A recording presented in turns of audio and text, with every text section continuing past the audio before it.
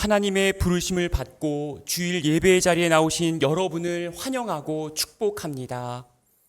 다 같이 묵도하심으로 우리 하나님께 영과 진리로 예배 드리시겠습니다.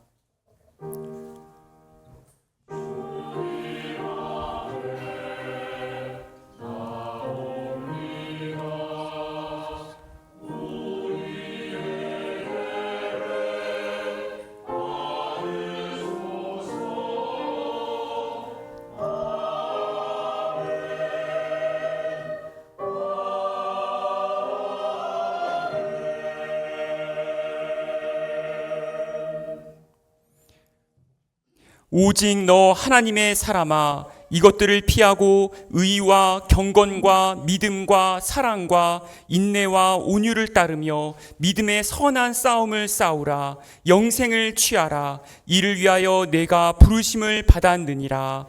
아멘. 다 같이 찬송가 38장 예수 우리 왕이여 찬송하시겠습니다.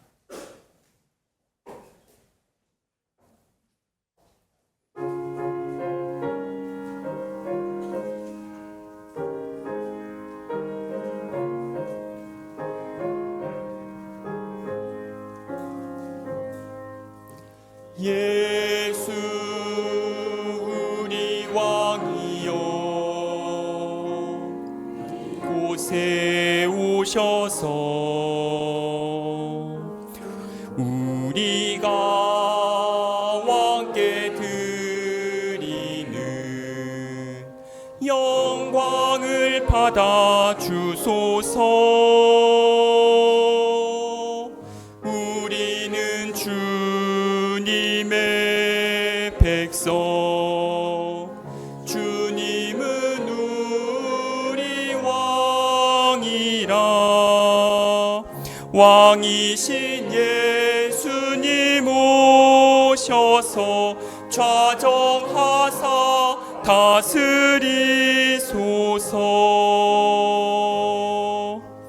예수 우리 주시여 곳에 오셔서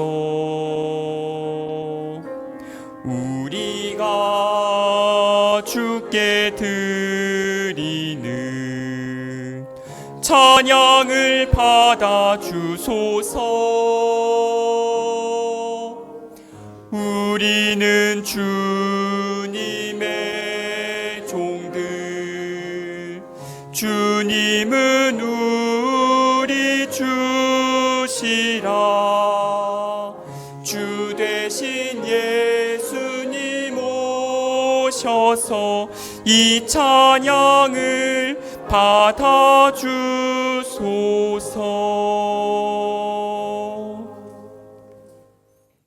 다 함께 교독문 37번 시편 91편을 성시교독 하시겠습니다.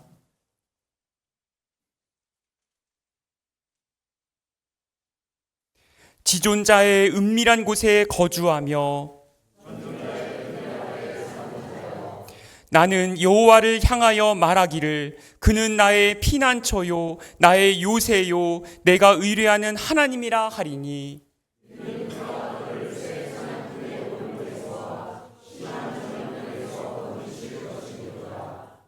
그가 너를 그의 깃으로 덮으시리니 내가 그의 날개 아래 피하리로다.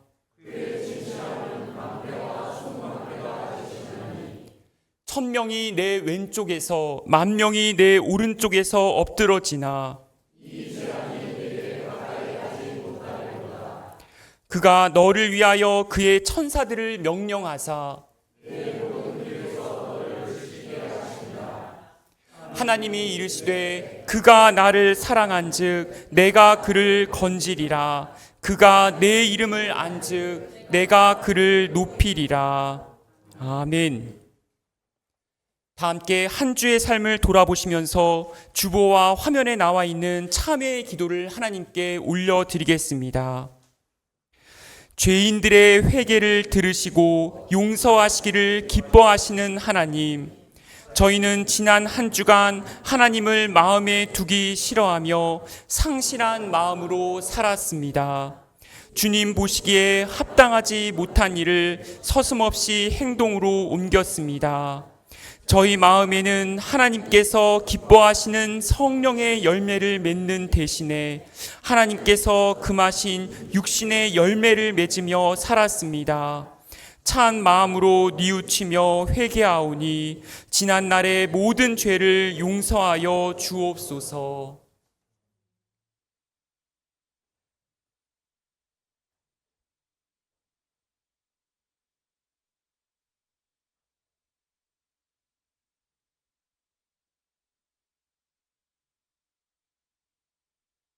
전능하신 하나님께서 우리를 사랑하셔서 우리 주 예수 그리스도를 통하여 모든 죄를 용서하시고 성령을 통하여 선하게 살 힘을 주십니다. 이제 주님의 평화를 누리십시오. 아멘.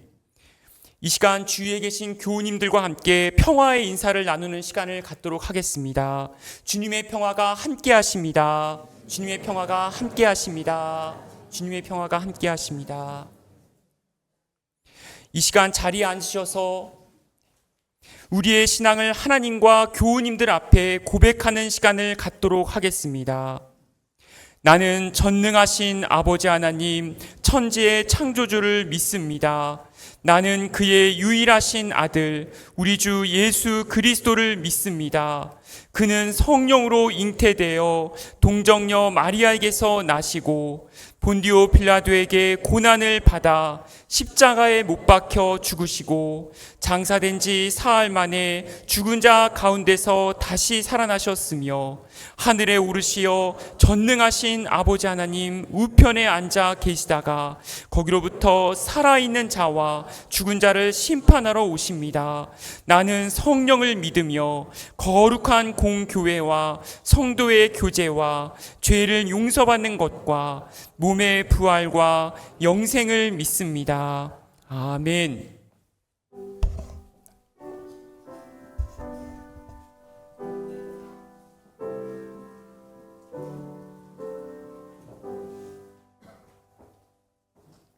좋으신 하나님 아버지, 따가운 햇살로 여물어 가는 오곡백과를 수확하는 가을의 길목에서 주의를 허락하시고 예배와 찬양으로 영광 올려드리게 하시니 감사를 드립니다. 이 시간 신령과 진정으로 드리는 예배가 되도록 우리 심령을 성령께서 도와주시고 하나님 홀로 영광 받아 주시옵소서.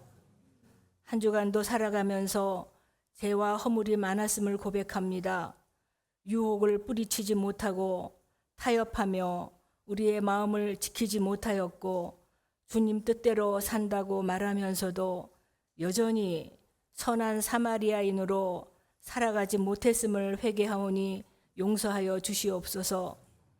오늘 드리는 예배에 성령의 밝은 빛으로 우리 심령을 채워주시고 주님의 뜻을 분별할 수 있는 지혜도 주시옵소서. 우리가 어디에 있든지 무엇을 하든지 우리의 삶이 하나님을 예배하고 증거하는 삶이 되기를 간절히 바라고 기도합니다. 이 나라 이 민족을 사랑하시는 하나님, 이 나라 정치가 안정되고 경제가 회복되어 민족의 복음화가 이루어지도록 도와주시옵소서. 그래서 국민들이 평안하게 살 수 있는 좋은 나라가 되게 하옵소서. 삼회교회를 주님께 의탁합니다. 우리 교회가 지역사회의 구원의 빛이 되게 하시고 하나님의 사랑을 나누며 전하는 교회 되게 하옵소서. 또한 한 영혼 한 영혼을 소중히 여기는 마음을 허락하시고 그리스도의 사랑을 나타내는 우리가 되도록 인도하여 주시옵소서. 우리 교회의 평안 중에 계시는 교우님, 연로하셔서 불편을 겪고 계시는 교우님들을 기억해 주시고 주님 주시는 평안과 자비의 손길로 만져 주시옵소서. 우리 교회 담임 목사님, 부목사님, 교육자분들을 성령께서 붙드셔서 그 심령이 소망과 새로운 능력으로 주신 사역 잘 감당하게 하옵소서. 오늘 말씀을 선포하실 정대경 목사님을 성령께서 도우셔서 우리를 향하신 하나님의 뜻을 바로 깨닫는 은혜의 시간이 되게 하옵소서. 오늘 예배를 돕는 손길과 보이지 않는 곳에서 헌신하는 손길을 축복하여 주시옵고 성가대가 드리는 찬양이 우리의 신앙 고백이 되게 하시고 헌신하는 대원들에게 기쁨이 충만하게 하옵소서. 모든 말씀을 예수 그리스도 이름으로 기도합니다. 아멘.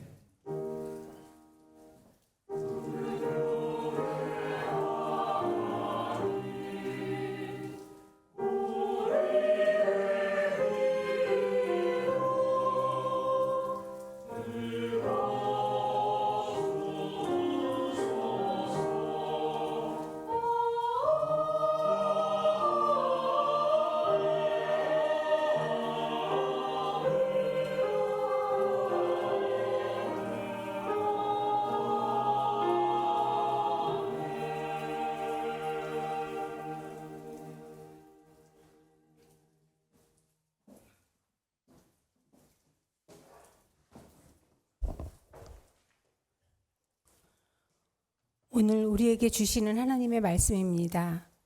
예언서의 말씀은 구약성서 1126쪽 예레미야 32장 1절에서 3절까지 그리고 6절에서 15절까지의 말씀입니다. 구약성서 1126쪽 예레미야 32장 1절에서 3절까지 그리고 6절에서 15절까지의 말씀입니다. 유다왕 시드기야 제10년에 주님께서 예레미야에게 말씀하셨다. 그 해는 느부갓네살 제18년이었다. 그때 예루살렘은 바벨로니아 왕의 군대에게 포위되어 있었고 예언자 예레미야는 유다 왕궁의 근위대 뜰 안에 갇혀 있었다. 유다왕 시드기야는 예레미야를 그곳에 가두면서 그에게 이렇게 책망하였다. 주님께서 나에게 말씀하셨다. 너의 숙부 샬롬의 아들 하나멜이 너에게 와서 아나돗에 있는 그의 밭을 너더러 사라고 하면서 그 밭의 유산으로 살 우선권이 너에게 있기 때문에 내가 그것을 사야 한다고 말할 것이다. 과연 주님의 말씀대로 숙부의 아들 하나멜이 근위대 뜰 안으로 나를 찾아와서 내게 부탁하였다. 베냐민 지방의 아나돗에 있는 그의 밭을 나더러 사라고 하였다. 그 밭을 소유권 권리도 나에게 있고 그 밭을 유산으로 사들일 권리도 나에게 있으니 그 밭을 사서 내 밭으로 삼으라고 하였다. 그때에 나는 이것이 바로 주님의 명령임을 깨달았다. 나는 숙부의 아들 하나멜에게서 아나돗에 있는 그 밭을 사고 그 값으로 그에게 은 17세겔을 달아주었다. 그때 나는 매매 계약서에 서명을 하고 그것을 봉인하고 증인들을 세우고 은을 저울에 달아주었다. 그리고 나는 법규와 규례에 따라서 봉인된 매매 계약서를 봉인되지 않은 계약서와 함께 받았다. 그리고 나는 숙부의 아들 하나멜과 그 매매 계약서에 서명한 증인들과 근위대 뜰 안에 앉아있던 모든 유다 사람들이 보는 앞에서 그 매매 계약서를 마세아의 손자이며 네리야의 아들인 바룩에게 넘겨주고 또한 그들이 모두 보는 앞에서 바룩에게 부탁하였다. 나 만군의 주 이스라엘의 하나님이 말한다. 이 증서들 곧 봉인된 매매 계약서와 봉인되지 않은 계약서를 받아서 옹기 그릇에 담아 여러 날 동안 보관하여라. 참으로 나 만군의 주 이스라엘의 하나님이 말한다. 사람들이 이 나라에서 다시 집과 밭과 포도원을 살 것이다. 이어서 주시는 서신서의 말씀은 신약성서 292쪽 갈라디아서 5장 19절부터 23절까지의 말씀입니다. 신약성서 292쪽 갈라디아서 5장 19절부터 23절까지의 말씀입니다.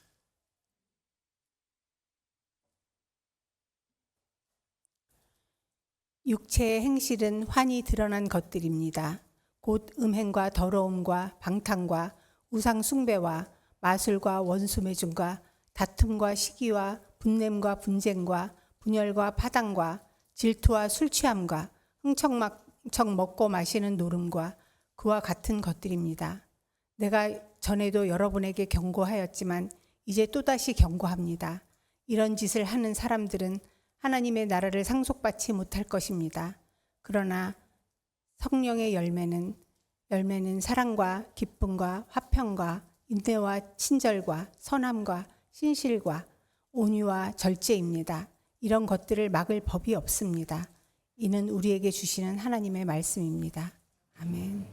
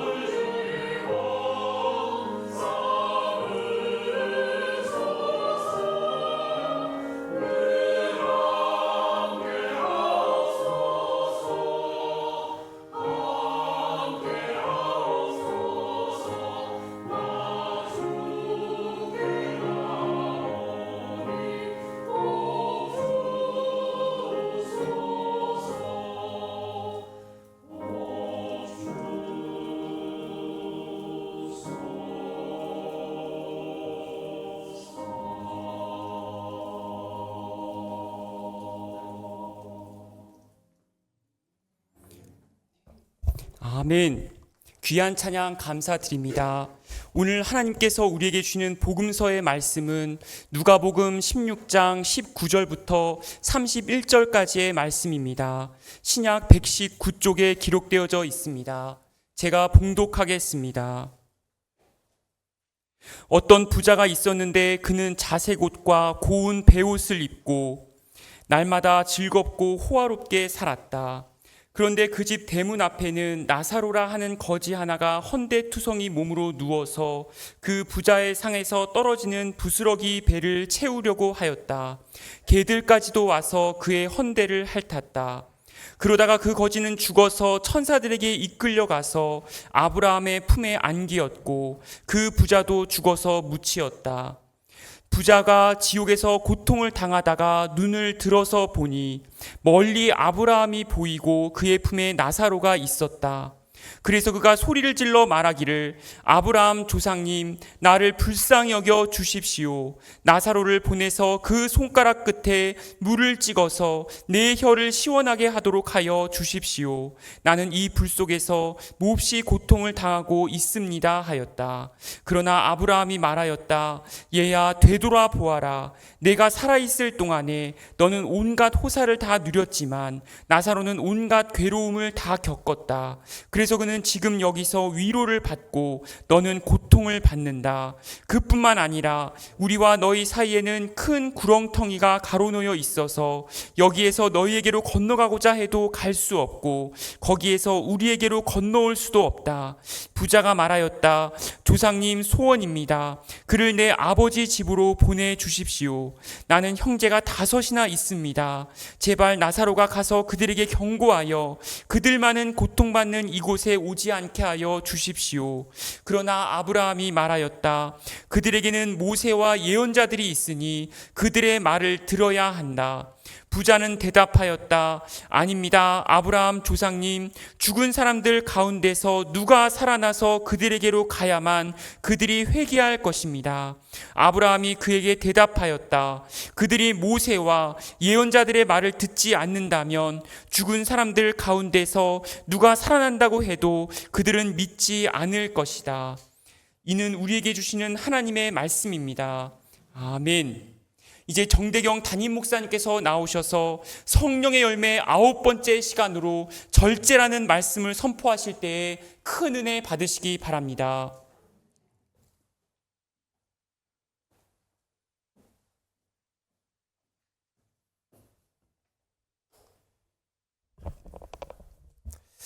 우리가 믿는 하나님이 이 시간 말씀을 나누는 가운데 나누는 자나 듣는 자 모두에게 새롭게 하시는 은총을 허락해 주시기를 기도합니다. 우리는 이제 꽤 오랜 시간 동안 성령의 9가지 열매에 대해서 나눴습니다.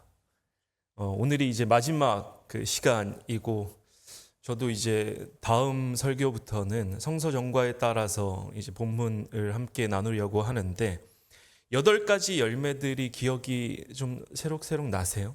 8가지 열매들. 사랑, 그쵸? 기쁨, 화평. 성경 보셔도 됩니다. 우리가 암기식 교육과 이 테스트에 가까운 그 교육들을 받다 보니 질문을 하면 왠지 보면 안 되는 것 같고, 그렇죠? 사랑, 기쁨, 화평. 또 뭐가 있었죠? 인내, 그리고 친절함과 선함, 그리고 신실함, 온유함. 그러니까 사랑과 기쁨, 화평과 인내, 친절함과 선함, 신실함과 온유함이었던 겁니다. 오늘은 이제 마지막 열매로 절제에 대해서 나눌 건데 이 8가지 열매들을 잘 생각을 해보시면 사랑이라는 건 뭐였을까? 나를 채워가는 것이 아니라 이제 나를 비워내는 것임을. 기쁨은 사랑의 삶을 살아갈 때에 공동체를 통해서 주어지는 세상이 줄 수 없는 만족감, 그것이 기쁨이었다는 사실을. 화평이라는 건 뭐였을까? 내 삶을 둘러싼 상황에 따라서 내 감정과 그 삶의 태도들이 왔다 갔다 하는 것이 아니라 평안한 상태를 유지하는 것이었음을. 또 인내라는 것은 무엇이었을까? 자신이 화를 낼 수 있는 상황에도 불구하고 그 분노를 길게 늘어뜨리는 것이었음을. 친절함과 선함이란 건 뭐였을까? 우리 안에 있는 그 가시들과 쓴뿌리들을 가다듬어서 그것들이 나 자신과 다른 사람을 찌르지 않도록 살아가는 것이었음을. 신실함과 온유함이라는 것은 무엇이었을까? 다른 사람의 신뢰를 받고 나도 다른 사람을 신뢰하면서 옳고 그름을 분별하는 가운데 나보다 약한 이들을 돌아보고 불의한 것들은 바로잡는 부드러운 강인함이었음을 우리는 지금까지 나눴던 것입니다. 그래서 우리가 8가지 열매를 나누면서 어떻게 삶이 좀 바뀌셨어요? 삶이. 저도 이제 오늘 마지막 이 9번째 열매를 준비하면서 스스로 돌아보았죠.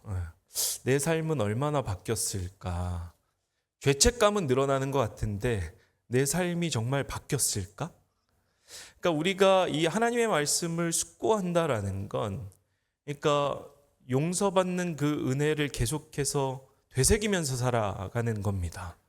다시 말해서 우리의 본성이라는 건 크게 바뀔 수가 없죠. 죄악된 본성이기 때문에. 그럼에도 불구하고 우리가 말씀을 묵상하는 것은 이 말씀대로 살고자 몸부림치는 것이 이 말씀을 묵상하고 우리의 삶을 그 말씀에 잇대어서 살아가는 것인 줄 믿습니다. 그러면 제일 중요한 게 매일의 삶 가운데 말씀을 묵상하는 건데, 어떻게 말씀들은 잘 묵상을 하면서 이 9가지 열매들에 대해서 나누고 좀 되새기셨습니까? 제가 평소에 참여하고 있는 인공지능위원회가 있는데, 이제 인공지능이 화두다 보니까 여기저기서 교단별로 인공지능위원회 같은 게 이제 구성이 됩니다. 저도 인공지능 이야기를 하고 싶은데 아직까지 우리가 인공지능을 좀 이야기할 수 있는 그러한 삶의 관심들이 있으실까 싶어서 아직 얘기는 못했었어요. 여튼 이제 참여하고 있는 주요 교단의 목사님들과 교수들이 참여하고 있는 인공지능위원회에서 한 목사님이 그 얘기를 하시는 거예요. 저희가 워크숍을 준비하고 있는데 목사님들 대상으로 여러 가지 아이디어들을 브레인스토밍 하면서 한 교수님이 그 얘기를 하는 거예요. 요즘에 플립드 러닝이 대세다.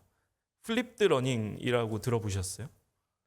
주중에 자기가 이제 동영상 같은 거를 저희가 찍어서 올려놓으면 그걸 공부하고 와서 그 자리에서는 이제 토론하고 질문만 하는 거예요.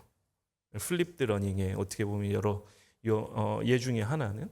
그래서 이제 그 교수님이 목회자들을 대상으로 워크숍을 진행을 할 때 그렇게 해보자. 우리가 시간도 세이빙할 겸 우리가 찍어서 영상 강의를 올려놓고 목사님들한테 이제 보고 와서 이제 그 자리에서는 토론하고 질의응답만 하자.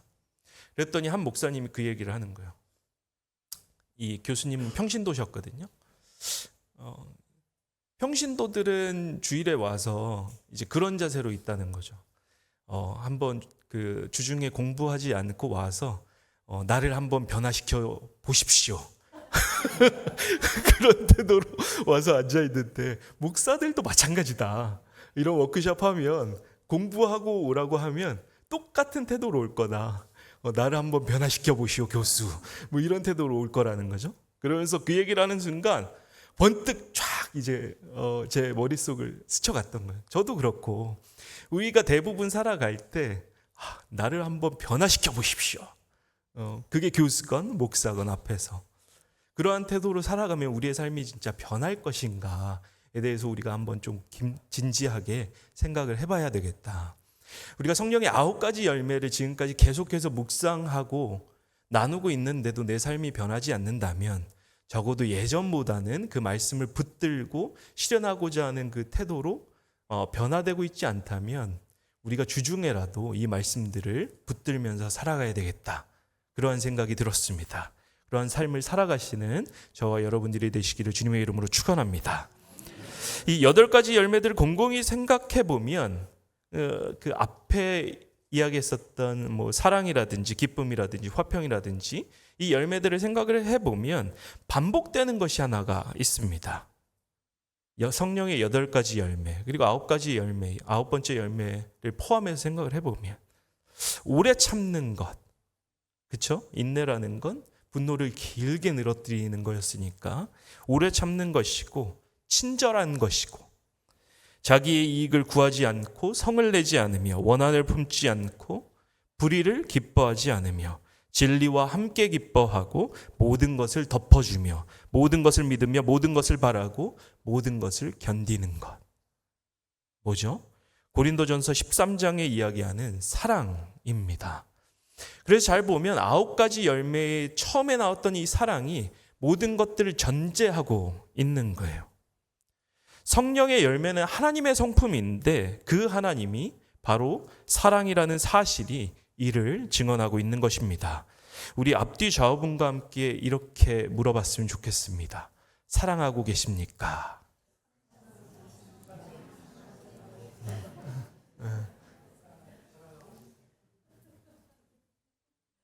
표정들을 보니까 사랑하고 계시네요. 그렇죠?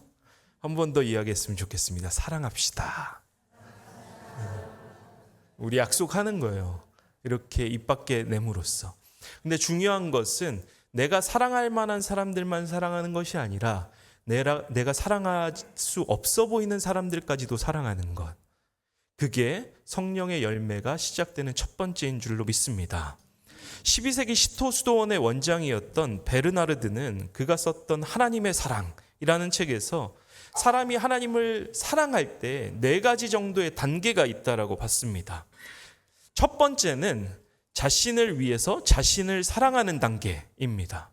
그러니까 하나님을 향해서 사랑하는 그 사랑의 단계는 4가지가 있는데 첫 번째가 자기를 위해서 자신을 사랑하는 단계다라는 거죠. 원초적인 형태의 사랑입니다. 자기 본전 욕구, 생존에 대한 욕구가 일어나고 그것이 가장 바탕이 되는 것이 이 첫 번째 단계의 사랑입니다. 자기가 중심이다 보니까 하나님과 이웃보다 자기의 이익이 우선이 됩니다. 자기가 사랑하는 대상은 오로지 자기뿐입니다. 자기가 사랑하고 자기의 사랑의 대상도 자기만인 상태, 자기뿐인 상태가 바로 이 첫 번째 단계인 것입니다. 두 번째 단계는 자신의 축복을 위해서 하나님을 사랑하는 단계입니다. 첫 번째 단계와는 조금 다르게 자기를 벗어나고자 하는 운동성이 보이기 시작을 합니다. 그러니까 첫 번째 단계는 자기를 벗어나지 않고 자기가 사랑하고 자기를 사랑하는 거였어요. 두 번째 단계는 자기를 벗어나는 운동성이 보이기 시작을 하는 거예요. 하나님을 사랑하고자 하나, 근데 이 하나님을 사랑하고자 하는 근본적인 동기가 자기에게 있습니다.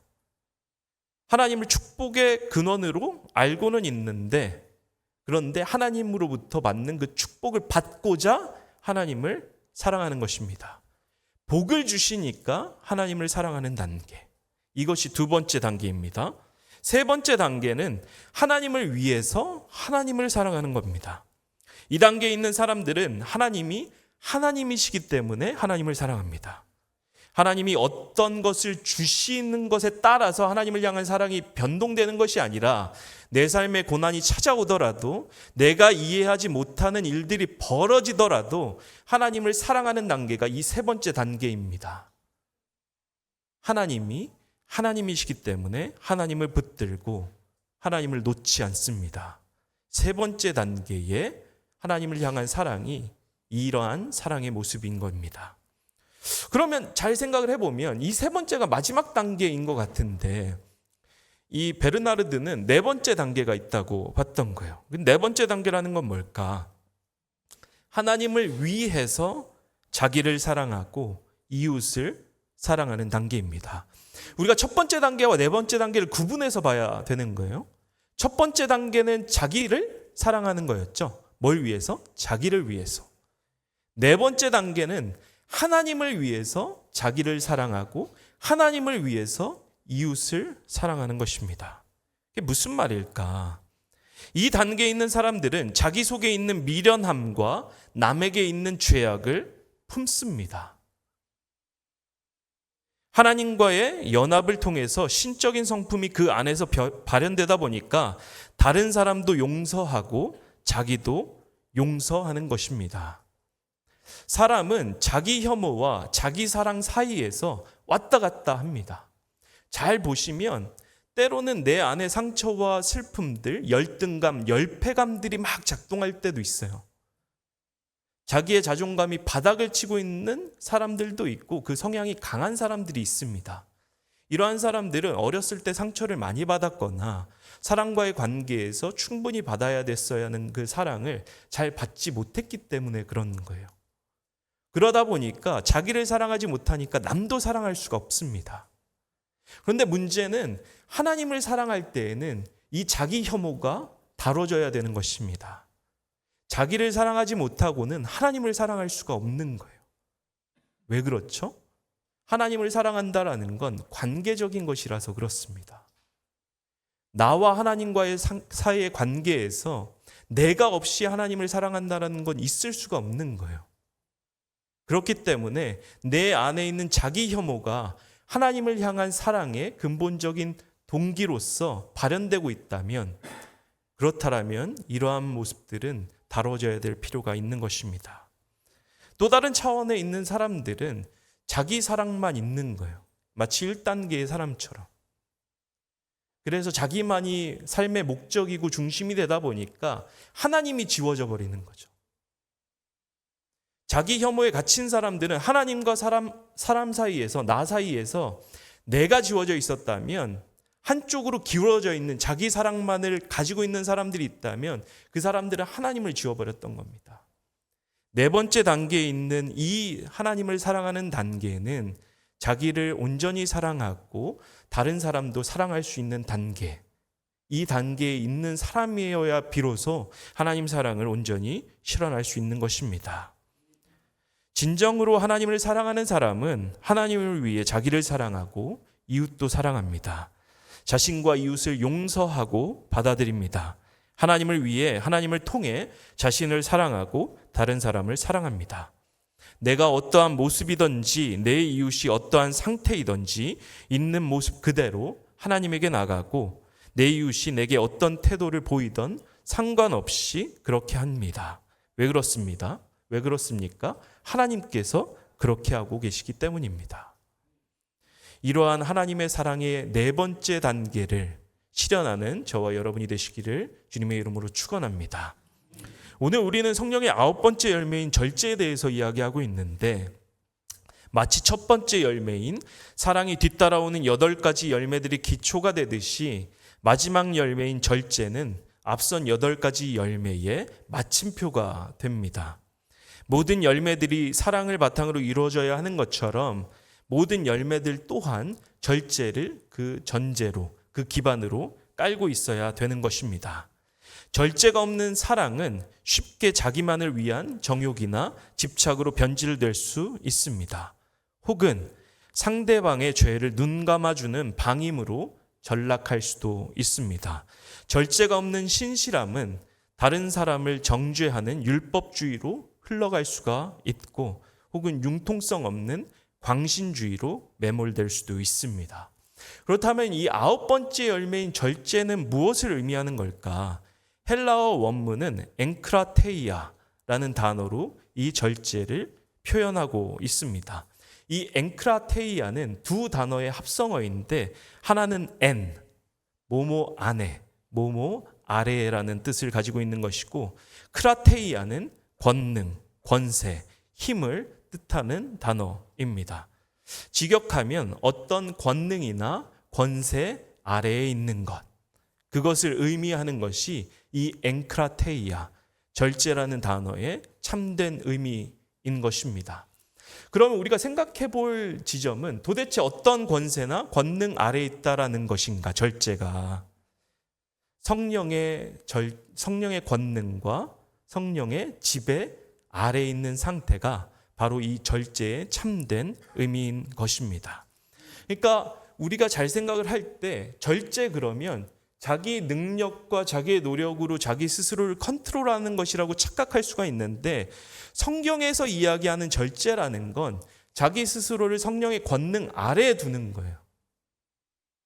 내 힘으로 나를 컨트롤하고 다른 사람을 컨트롤하는 것이 아니라 성령의 권능과 그 권세, 그 힘 안에 나를 내던지심으로써 그렇게 하나님의 권능, 하나님의 섭리, 하나님의 지배를 받고 있는 상태를 의미하는 게 절제의 의미인 것입니다. 그 말인즉슨 성경에서 이야기하고 있는 절제는 자발성을 가지고 있는 것을 의미하는 것입니다. 우리가 마크 트웨인의 소설 톰 소여의 모험을 잘 떠올려 보시면 어렸을 때 저희 때도 약간 미국 쪽 드라마처럼 나오던 그 장면들이 있었는데 그 장면 중에 하나, 그 소설 중에 한 장면에서 이제 톰 소여가 상당히 재기발랄 하잖아요. 장난도 많이 치고. 그래서 벌을 받았던 거죠. 이제 펜스에 페인트를 칠하는 벌을 받게 됩니다. 근데 너무 하기 싫었는데 친구들이 다가오니까 이걸 벌 받는다고 생각하고 애들한테 나 이제 벌 받아서 이거 하고 있다라는 걸 보여주기 싫잖아요. 그렇죠? 톰이 다가왔던 그 친구한테 이렇게 이야기를 합니다. 이게 정말 재밌는 거다. 난 이거 놀이로 하고 있다. 그랬더니 처음에는 미심쩍게 친구들이 막 쳐다보죠. 근데 얘가 진짜 재미있게 뭐 놀이처럼 하고 있잖아요. 그랬더니 자기도 시켜달라고. 너 이런 놀이는 너한테 시켜줄 수 없다. 이제 좀 블러핑을 하는 거죠. 그래서 친구들이 어떻게 합니까? 자기가 가지고 있었던 과일도 주고 소지품도 주고 결국에는 톰 소여는 자기 힘을 하나도 들이지 않고 펜스를 다 페인트 칠하고 친구들만 노동했다라는 거. 심리학자들은 이 모습을 보면서 톰 소여 효과라는 심리학적 개념을 창안했습니다. 다시 말해서 아무리 하기 싫은 일이라도 자발성을 가지고 참여하게 되면 실상 그것은 일이 아니라 놀이가 된다라는 것. 성경에서 이야기하는 마지막 열매로서의 절제는 이런 겁니다. 하나님의 말씀이 힘에 부치도록 하나님의 말씀을 실현하는 것이 고된 노동처럼 느껴지고 있다면 그건 뭔가 잘못된 거예요. 하나님의 말씀을 실현하는 것이 내 삶의 기쁨이고 하나님과 함께 시간을 보내는 것이 내 삶의 유희다라는 이러한 정서가 있지 않고서는 우리는 이 성령의 9가지 열매를 맺을 수가 없는 것입니다. 절제는 뭐라고 말씀을 드렸었죠? 성령의 권능과 성령의 지배 아래 두는 것. 근데 마치 톰 소여처럼 그리고 톰 소여의 친구들처럼 성령의 권능과 지배 아래 들어갈 때 우리가 고된 노동처럼 우리를 올가매는 어떠한 감옥처럼 느껴진다면 그건 성경에서 이야기하는 절제가 아닌 것입니다. 하나님의 뜻을 행하는 것이 우리의 기쁨이고 하나님의 뜻을 우리의 삶 가운데 실현하는 것이 우리로 하여금 콧노래를 부르게 한다면 그것이 성경에서 이야기하는 절제인 줄로 믿습니다. 그렇게 하기 위해서는 어떻게 살아가야 됩니까? 성령을 붙들어야 합니다. 성령 안에서 무시로 기도해야 합니다. 왜 그렇습니까? 우리의 힘으로 할 수 있는 것이 절제가 아니기 때문에 그렇습니다. 성령께서 오시고 우리의 부드러운 마음들을 창출하셔야 우리가 그것이 기쁨으로 하는 하나님의 성화의 과정이 될 수가 있기 때문에 우리는 성령을 붙들어야 하는 것입니다. 성경은 율법이 아닙니다. 성경은 살아있는 하나님의 말씀입니다. 어떻게 해야 그렇게 살아있는 말씀으로서의 성경을 경험할 수 있습니까? 성령님과 함께 동행할 때 그렇게 할 수가 있습니다. 그렇기 위해서는 우리가 날마다 무시로 성령 안에서 기도할 수 있는 그러한 삶을 살아갈 수 있어야 될 것입니다. 이번 한 주간 살아가실 때 그리고 성령의 9가지 열매들을 복기하실 때 단순히 우리가 이것을 지식적으로 하는 것이 아니라 삶의 특정한 시간을 구별해서 하나님 앞에 내어드리고 기도로서 이 말씀을 체화시키는 그렇게 무시로 걸어가면서도 하나님 앞에 기도하고 밥을 먹을 때도 하나님 앞에 기도하고 사람들과 함께 교제할 때에도 마음속으로는 기도함으로써 성령과 동행하시는 그렇게 성령의 열매를 맺어가시는 저와 여러분이 되시기를 주님의 이름으로 축원합니다. 이 말씀을 기억하며 잠시 기도하겠습니다.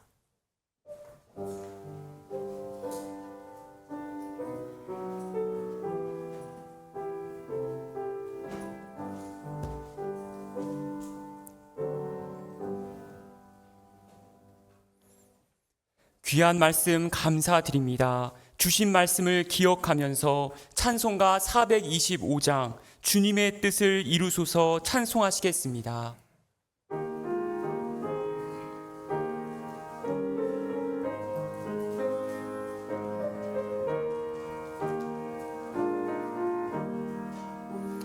주님의 뜻을 이루소서 고요한 중에 기다리니 진흙과 같은 날 빚으사 주님의 영상 만드소서 주님의 뜻을 이루소서 주님 발 앞에 엎드리니 나의 맘속을 살피시사 눈보다 희게 하옵소서 주님의 뜻을 이루소서 병들어 몸이 피곤할 때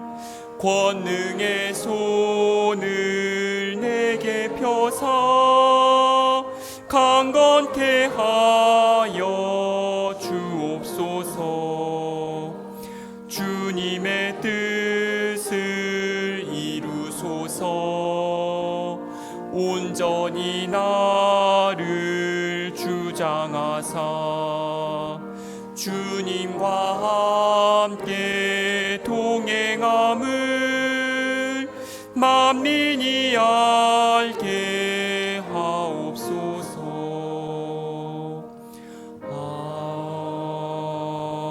아멘.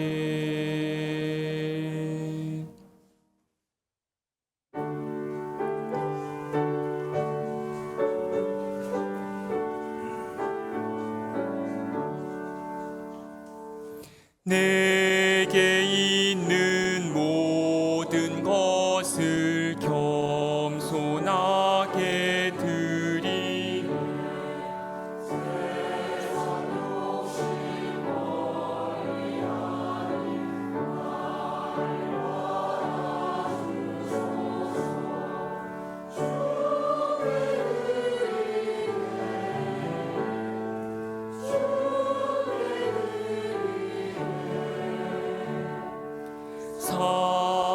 사랑하는 구주 앞에 모두 드리네.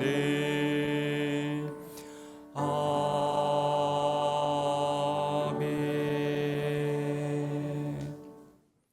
모든 인생의 호흡을 주관하시는 전능하신 하나님 아버지, 완전하신 하나님의 섭리로 말미암아 온 대지의 오곡백과뿐만이 아니라 저희 각자의 영혼에 성령님의 열매를 허락하신 주님께 기쁨과 찬양과 영광을 올려드립니다. 하나님께 감사하여 찬양할 때에 우리의 입술의 고백도 한계가 있고 혀의 언어도 너무나 부족하여 그 어떠한 언어로도 하나님의 은혜를 다 표현할 수 없습니다. 한 주간의 삶을 통해 구원받은 자의 기쁨을 누리게 하신 하나님 아버지께 구별하여 준비한 예물을 올려드립니다. 작은 것을 작다 하지 아니하시고 큰 것을 크다 하지 아니하신 하나님께서 저희의 중심을 살펴주실 줄로 믿습니다. 이 시간 정성으로 봉헌한 손길 가운데 후이되어 누르고 흔들어 넘치도록 부어안겨주시는 은혜가 충만하게 하여 주옵소서. 그리하여 믿음으로 드리는 손길마다 더욱 믿음의 지경을 넓힐 수 있도록 저희의 가정과 일터와 그 모든 것들을 축복하여 주시고 그 예물들이 더욱더 큰 감사를 일으키는 작은 씨앗이 되게 하여 주시옵소서. 주님께서 축복하신 대로 더욱 풍성하게 받아 주의 집에 마음을 바치게 하여 주시옵소서. 주님의 교회가 확장되어 저희의 삶이 예배가 되고 예배가 삶이 되어 세상이 줄 수 없는 봉헌의 기쁨이 풍성한 삶을 살게 하여 주시옵소서. 감사드리오며 예수 그리스도의 이름으로 기도드립니다. 아멘.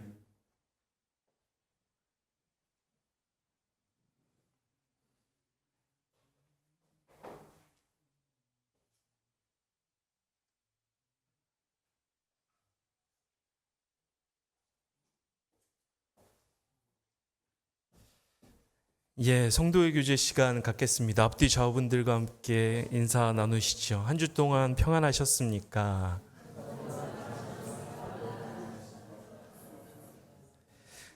예, 저희 몇 가지 교회 소식 나눠드릴 텐데요. 주보를 참조해 주시면 감사하겠습니다.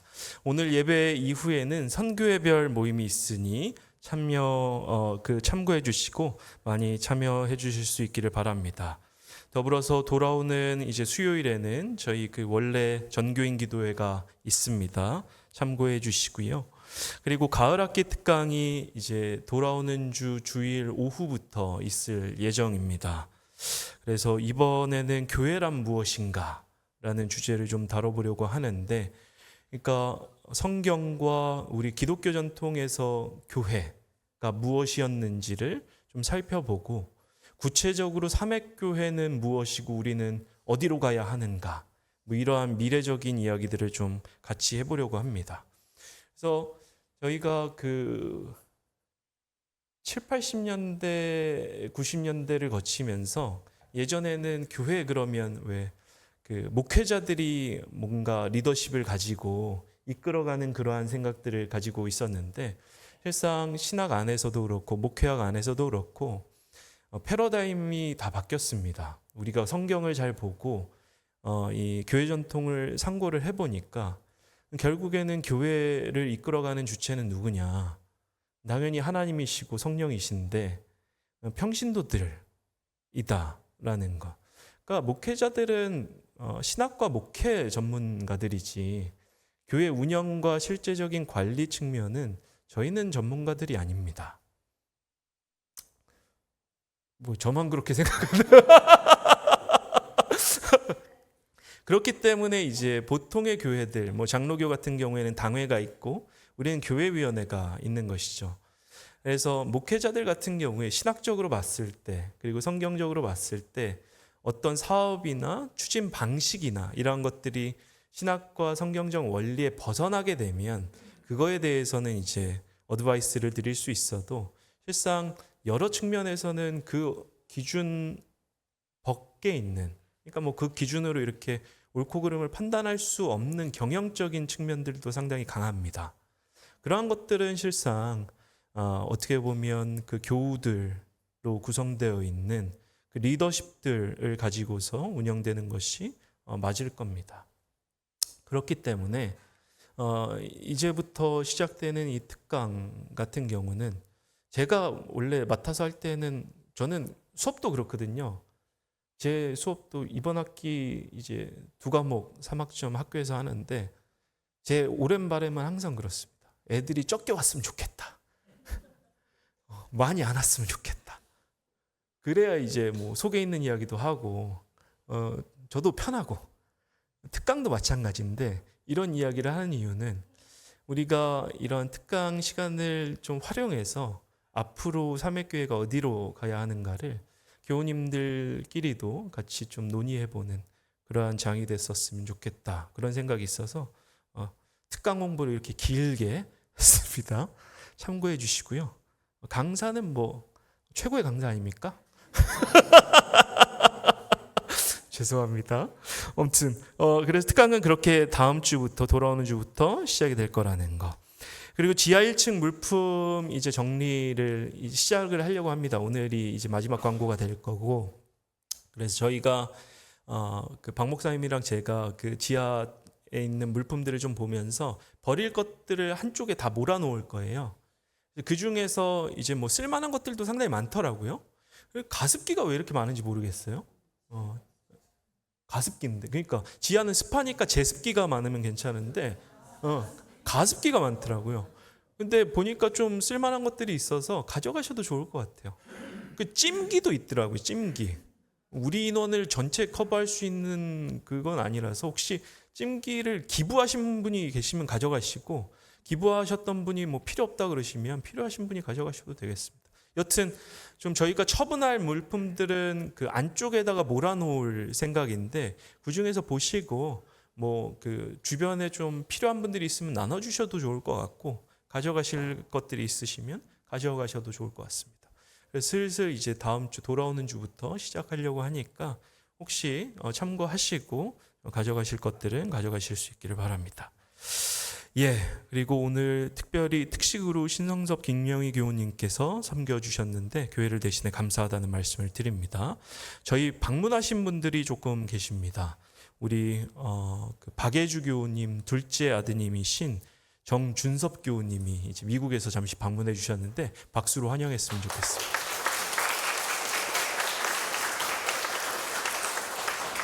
그리고 웬 그 군대 청년이 오셨나 했더니 우리 박춘원 교우님 손자라고 하시더라고요. 예, 오셨는데 박수로 또 환영했으면 좋겠습니다. 그 외에는 방문하신 분은 없죠. 제가 보는 새로운 분은 없는 것 같아요. 예.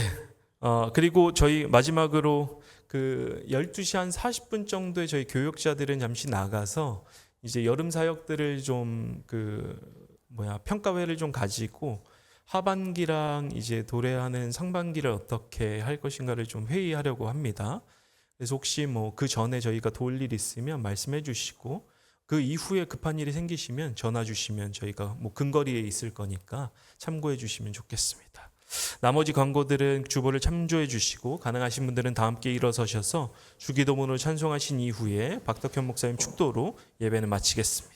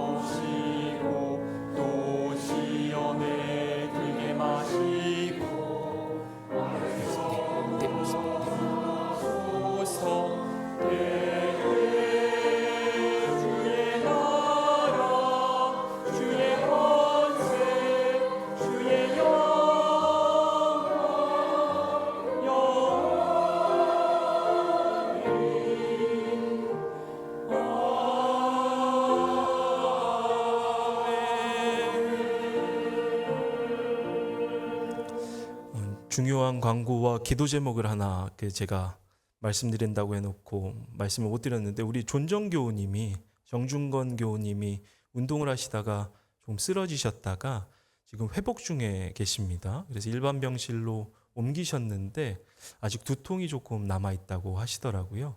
그래서 기억나실 때마다 함께 전심으로 기도해 주셨으면 좋겠습니다.